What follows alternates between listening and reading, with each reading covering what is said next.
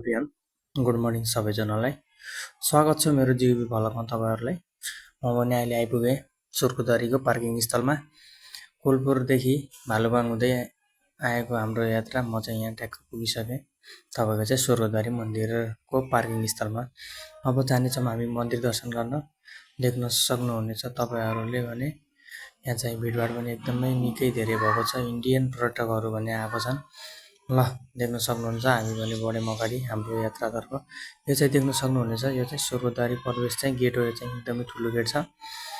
यहाँ चाहिँ अब पहिला चाहिँ विभिन्न किसिमका चाहिँ आस्थाहरू रहेका छन् यो मन्दिरमा भने।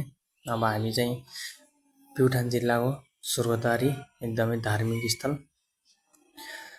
प्युठान जिल्लाको एकमात्र पर्यटकीय धार्मिक स्थलको रूपमा यसलाई एकमात्र चाहिँ नभनौँ, धेरै मध्येमा विशेष चाहिँ धार्मिक पर्यटकीय स्थल हो यो।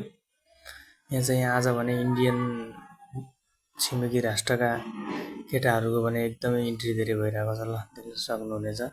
टक्क मैले चाहिँ सोधेँ कहाँ से आयो भनेर, उसले भने कि हम आया हूँ इन्डिया से भनेर भन्यो। ल हामी अगाडि भने ट्रेकिङतर्फ लागेँ म भने टक्क।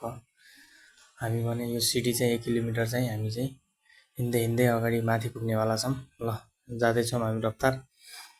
खासै गाह्रो चाहिँ लाग्दैन मलाई अब हिँड्नलाई भने, मजाले हिँडिरहेको छौँ, अगाडि बढिरहेको छु। देख्न सक्नुहुन्छ हिँड्नेको पनि भिडभाड धेरै छ। दर्शन गरेर आइसकेँ म भने अलिक ढिलो भएँ, किनभने चाहिँ हिजो चाहिँ राति पुगेको थिएँ नि त, त्यही भएर 8 बजे चाहिँ निस्किँदैछु म। ल अगाडि चाहिँ बढ्दैछु मजाले रमणीय दृश्य हेर्दै। बादलले ढाकेको यो सुर्कुदरी मन्दिर आज भने ल देख्न सक्नुहुन्छ बल्ल तल्ल पुगियो।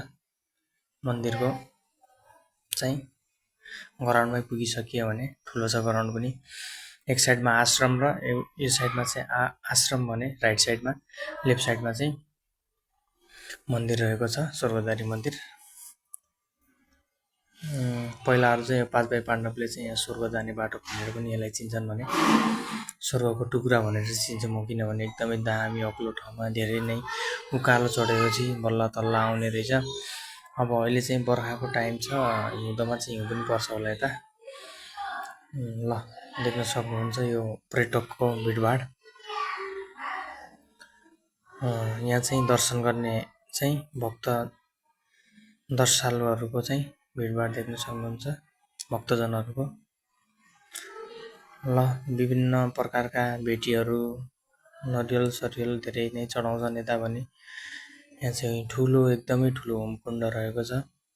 ल अब सुर्कुदरी पुगेपछि मेरो भतिजालाई त्यो भेट्नै पर्यो भनेर मैले खोजेँ, भतिजा खोजेँ अब तल चाहिँ ऊ चाहिँ आश्रम पढ्थ्यो। ट्याक्क मैले चाहिँ गएर भेटेँ अनि के छ कस्तो छ भनेर उसको बारेमा मैले सोधेँ।